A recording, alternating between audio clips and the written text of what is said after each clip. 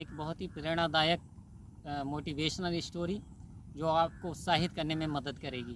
तो शुरू करते हैं।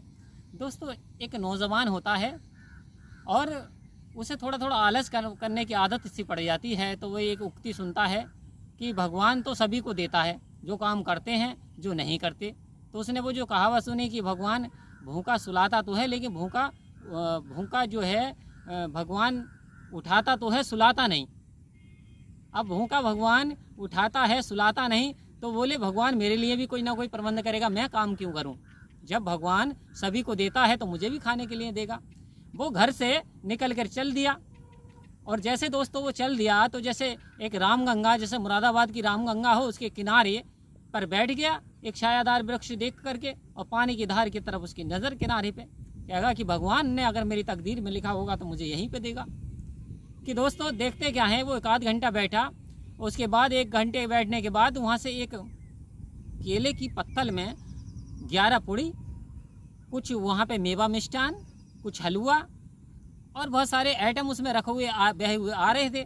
वो उसने निकाल लिए और निकाल के उसने खाना शुरू कर दिया। फिर उसने एहसान माना कि धन्यवाद, बड़ी कृपा करी। वास्तव में तू जो है, मतलब जो कोई भी कुछ भी नहीं करता है पुरुषार्थ, तो वो तो बेकार की बात है लिखी हुई कि तू तो देता है, खाने के लिए दे रहा।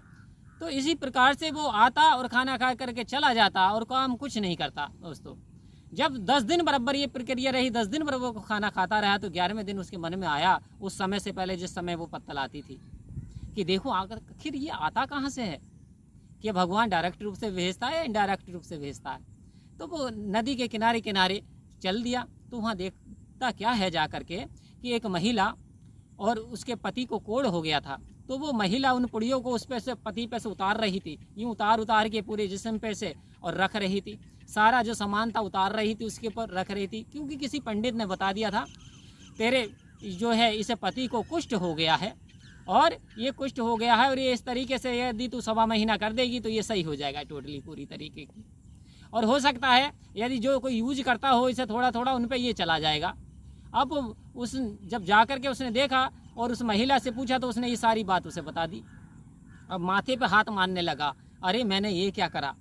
कि भाई बात समझिए, ईश्वर देता तो है, लेकिन जब अपनी मर्जी का देता, आप जब कुछ नहीं करते, आपको इंसान बनाया है, आपको इंसान बनाया, आप सब कुछ कर सकते हो, लेकिन जब वो देगा आपकी मर्जी का तो वो अपनी मर्जी का देगा। और लेकिन दोस्त, यदि आप पुरुषार्थ करोगे, क्योंकि चाणक्य नीति कहती है पुरुषार्थ भाग्य का निर्माण करता है।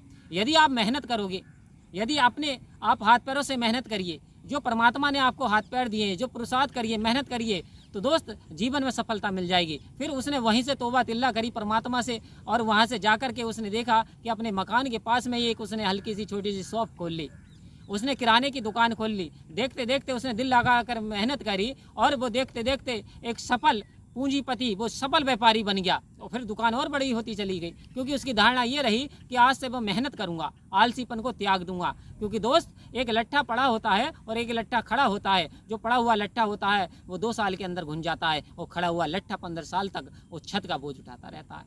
तो दोस्तों, बस कहानी का इतना मोटिवेशन है कि लगातार प्रयास करिए और पुरुषार्थ का निर्माण करिए, और आपको सफलता मिल जाएगी। धन्यवाद।